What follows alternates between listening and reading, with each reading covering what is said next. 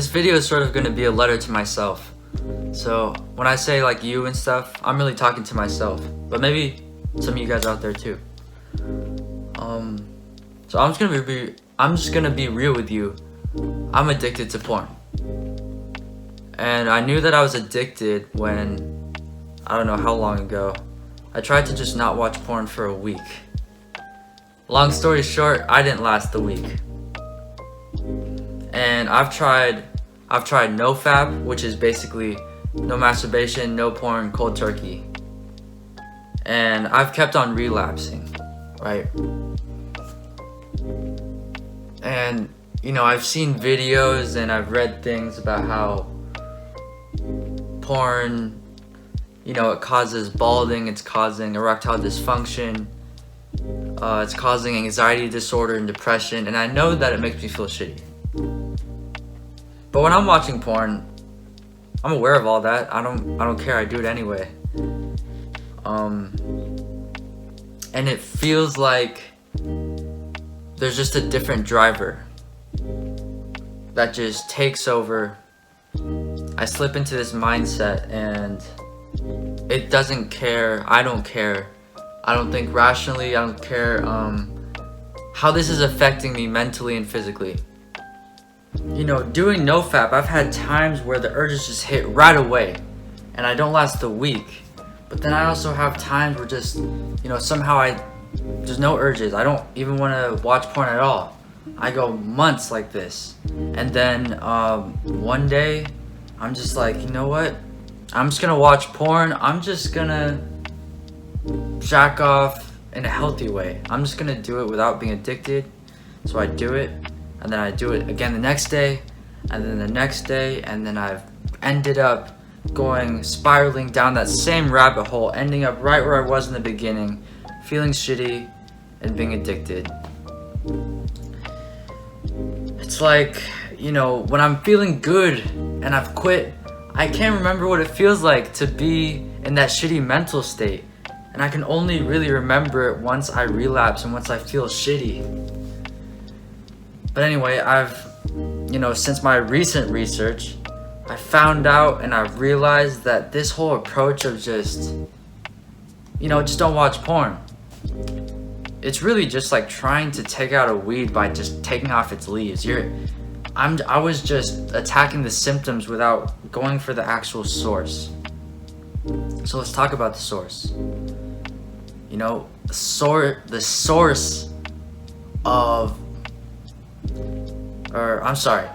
the addictions are just symptoms of what the source is, and those are the emotional traumas and stuff. We just use the addictions as coping mechanisms, and that varies from person to person. But to understand the physical source, we have to understand what's going on in our brains physically and chemically, so that we can overcome it mentally. So let's look at the limbic system and how it reacts with dopamine and stuff. Basically, you know how I was saying earlier how it seems like there's another driver in the seat. Basically there is, and it's called the limbic system. The limbic system is a part of our brains that are consistent between every single mammal. It's basically something that has helped us survive this whole time, and it deals with behavior and emotions and motivation. It's that thing that gives you dopamine when you take risks, when you laugh or climb a tree or eat food. But, you know, on the unfortunate side of it, it hasn't evolved at the same rate that we have with all of this technology and stuff.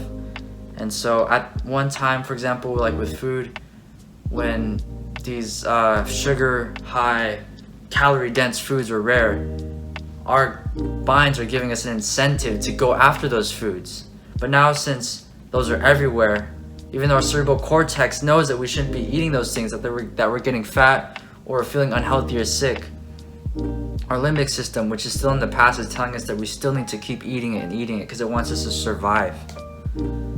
So, you know, it's the same way with porn. The limbic system isn't a problem. It's just that, you know, it's not adapted to the modern times. It's basically an outdated mindset from when we were hunter-gatherers. And it's basically a caveman when it comes to love. It's basically a caveman when it comes to food and sex and other things. So, yeah. So, to show you guys just how important this dopamine system is, let's look at rats. In this experiment, there was a lever that was connected to the rat's brain, which basically gave dopamine in the form of stimulation in the brain. And so this rat would just crank that lever all day, all night, not sleeping, not drinking, not anything. Even though, it couldn't survive just doing that, because it has that dopamine, that's all it did. Now when the rat was put in between that thing, when there was an electrical grid put in between the rat and that thing, the rat went over and got electrocuted just so it can hit that switch and get that dopamine hit. Just goes to show you how crazy that is. When they put the electrical grid in front of food, the rat didn't even go across. Okay, in this version, they had no electrical grid, they just had the food right across the room, but they took all the dopamine out of the rat. Even though the food was right there, he could have just scurried across and got it. That rat didn't go because without dopamine, there's nothing that could motivate him to get it. It's crazy, right? And this is the same exact system that exists in our brains. We cannot deny that this is a very basic but motivating factor in things that we do. Alright, monkeys. Monkeys will pay for porn with their food. They will pay with fruit smoothies, their food, in order to look at pictures of female monkey butts. Oh wait, is it chimpanzees? I don't know, I was just saying monkeys. Female monkey butts. But it's starting to make sense now, right? These are monkeys, and they're paying for porn and giving up their food. And that's sort of what we're doing with, human porn addiction and OnlyFans and all this stuff. But basically, porn creates dopamine overload.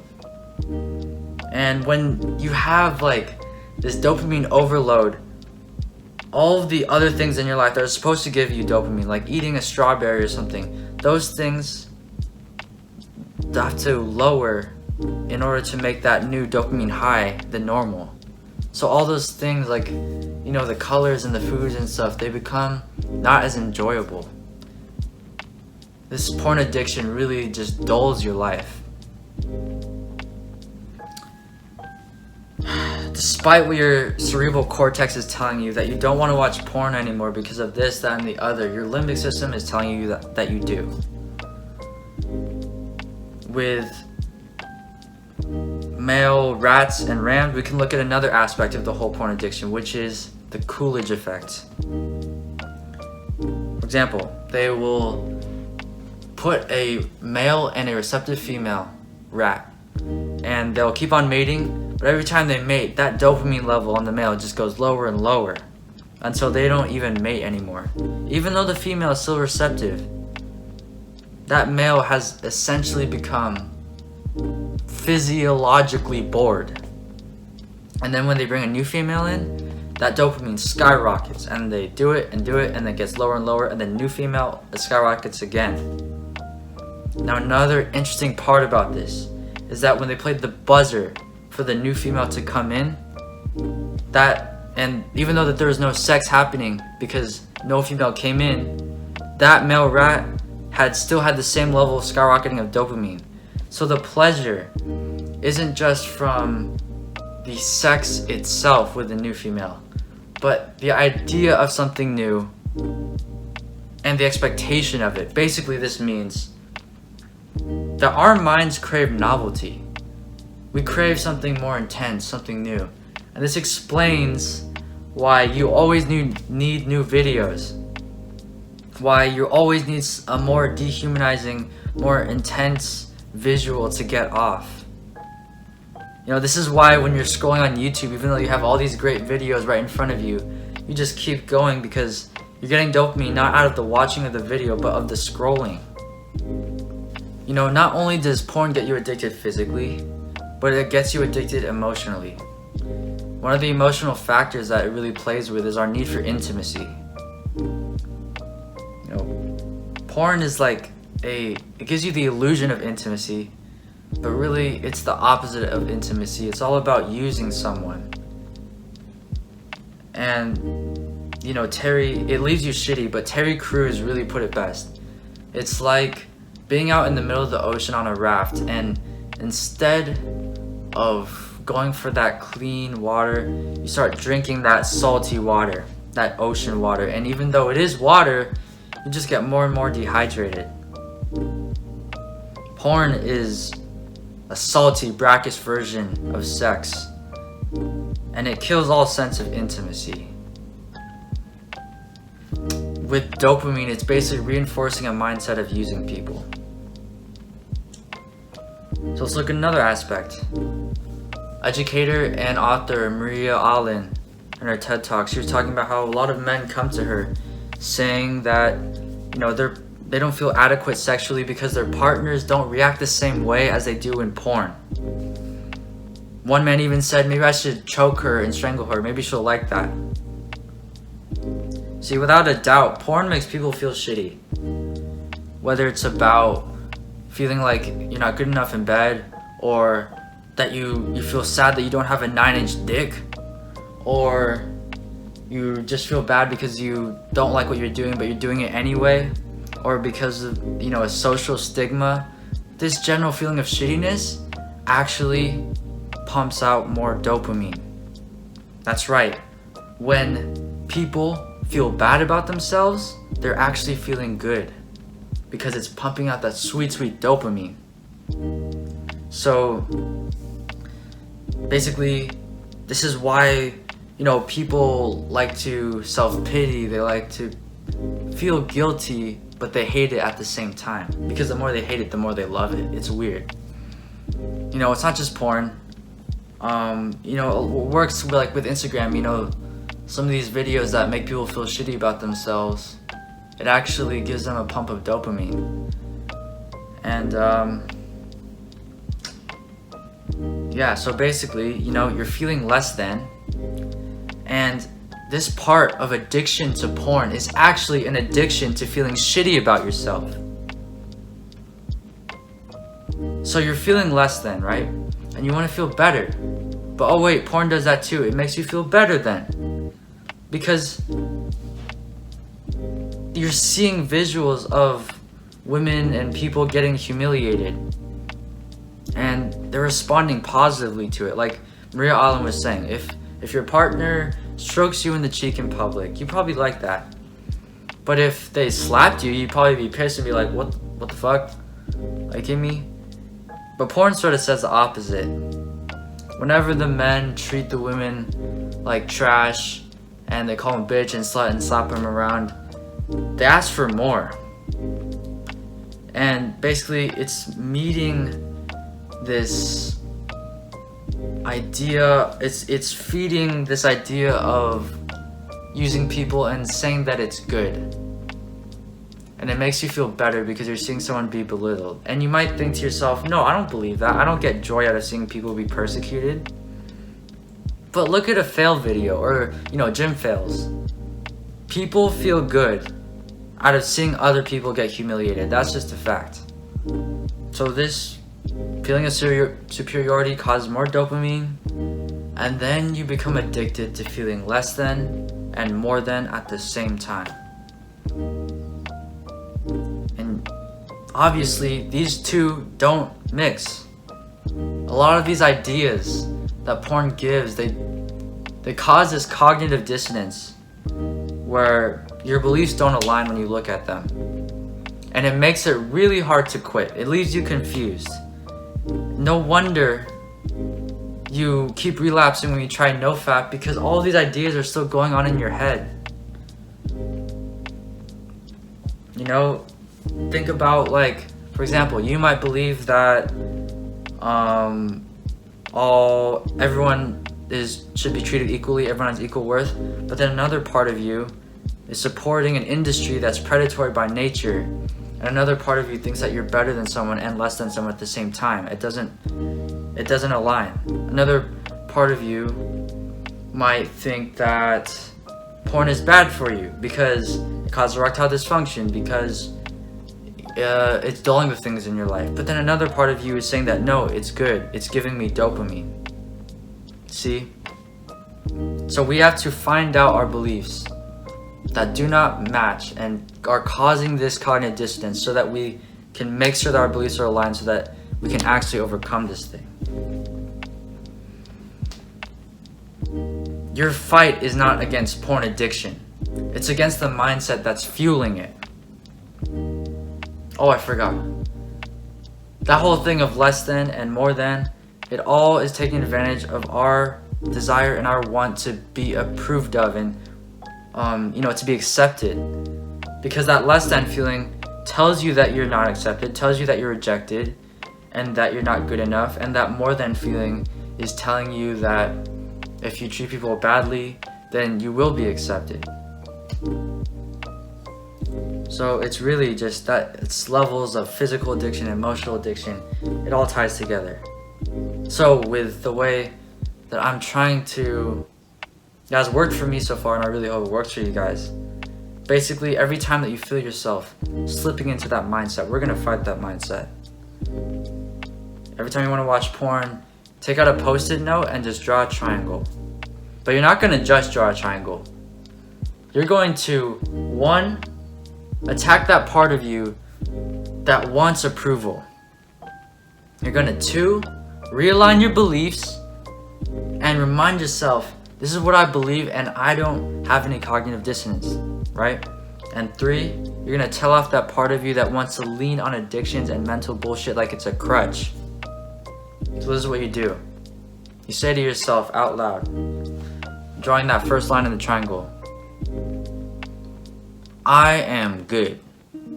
I choose to not let myself feel less than. Because no matter what people, if people don't approve of me, if people reject me, that doesn't change my worth. I choose to not feel more than.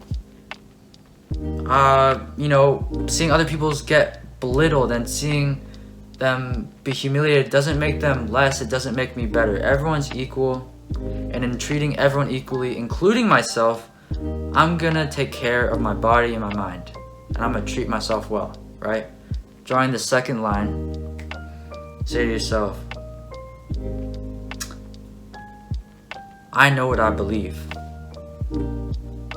I know that porn makes me feel shitty, and this might not be porn for you, but I know that porn makes me feel shitty, and I'm not gonna let an outdated system control my life.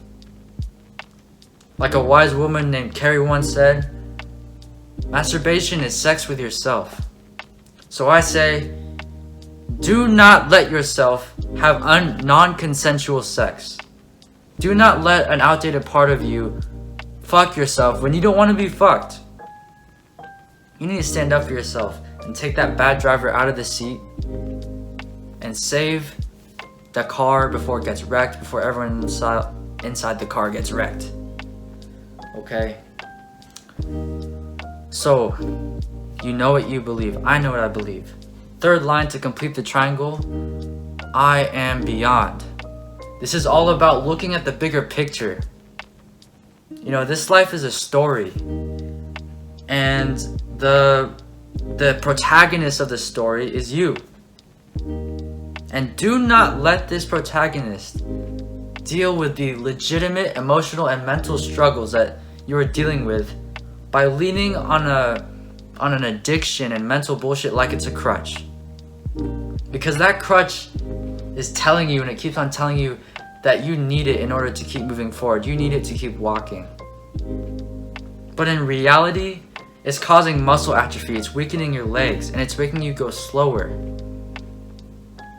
And you're going to throw out that crutch because you have the strength to, and not because it's weakening you, not because of what it's doing to you, but because you're beyond that shit. Because you can walk and run and jump And you can exist and experience this journey better without it. You're beyond. Okay, so that's it. That's the triangle. And you gotta say that to yourself. And basically, this will end up with being a flip book of triangles, and these triangles represent all the times, like the hours when you didn't watch porn. And instead, you practice positive and healthy self-talk, motivation, meditation. And you know, that's basically it. And whether you're jacking off or you're jilling off to porn, don't forget that there's no need to be ashamed about it. 98% of men and 73% of women in the US watch porn. And those are just the people who admit to it. So we all know what that means. In sharing your struggle and sharing your shame, it disappears. That shame disappears. And really, everyone's doing it. There's no need for it to be taboo. No need at all. And, you know, the emotional struggles that are behind this physical addiction, you know, I can't tell you how to deal with that, but talking to a friend or a therapist or whatever basically takes that leaning on a crutch away. Instead of leaning on an addiction, you're leaning on a friend and sharing that with them and forming real intimacy. So basically, porn should never be your therapist, and it shouldn't be your sex education. But for a lot of people it is. But that's why we just gotta keep realigning our mindsets, loving ourselves, because really it's all about having a good relationship with yourself so you can have good relationships with other people. You know, love yourself, love others. It's that simple. Until next time, guys, you are beyond.